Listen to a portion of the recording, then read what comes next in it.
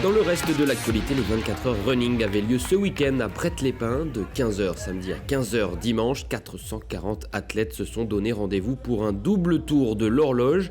Répartis par équipe de 10, les relais se sont enchaînés sous un grand soleil. Et il n'y a pas que la météo qui était de la partie, la convivialité aussi.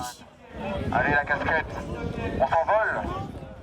Impeccable, super bien, très bonne ambiance, sur un site super.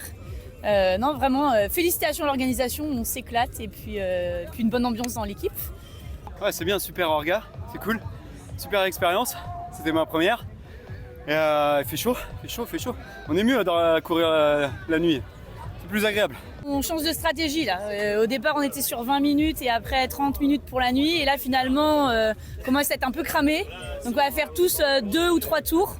On va enchaîner plus vite, mais du coup, on perdra sans doute moins de temps. Crème solaire ou massage? Non, c'est massage avec des huiles relaxantes. Ça commence à faire mal aux cuisses? Ça commence à faire mal aux cuisses. Ouais, là, je suis au 7e relais, ça commence à piquer un peu. Ouais. Même si je cours pas très vite par rapport au cadre de l'équipe, ça commence à faire mal aux cuisses quand même. Ouais. Après 24 heures de course, la victoire est revenue aux Comètes Bleues de la Patriote de Bonnetable après avoir accompli 363 tours.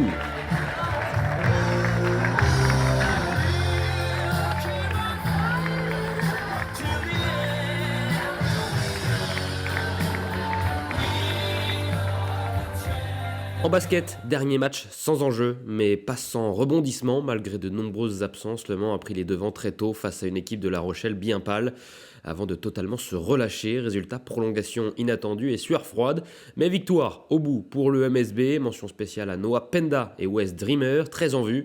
Place désormais au quart de finale contre Monaco, un adversaire taillé Euroleague, mais que les Manceaux aiment bien faire tomber cette saison. Match aller à Monaco le mercredi 28 mai, retour à Antares le vendredi 30 et une belle éventuelle le dimanche 1er juin en Principauté. Week-end parfait ou presque pour Jack Crawford à Imola. Samedi, le pilote américain de l'écurie Mansell Dams Lucas Oil a décroché sa première victoire de la saison en Formule 2.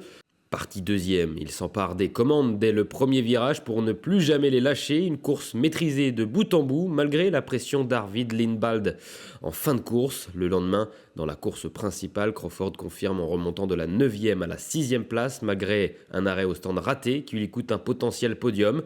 Il grimpe à la 7e place du championnat, tandis que Dams remonte à la 6e du classement par équipe. Un signal fort envoyé avant la prochaine étape à Monaco ce week-end. Et puis on termine avec du basket et 2 belles photos. La première dans le vestiaire de l'Ajalt, après son dernier match de la saison régulière.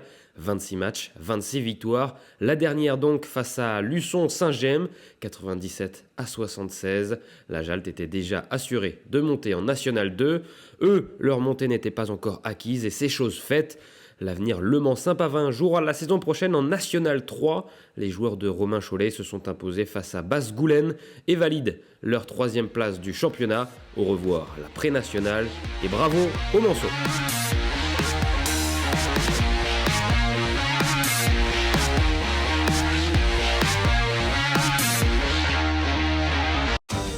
Le département, premier partenaire du sport en Sarthe.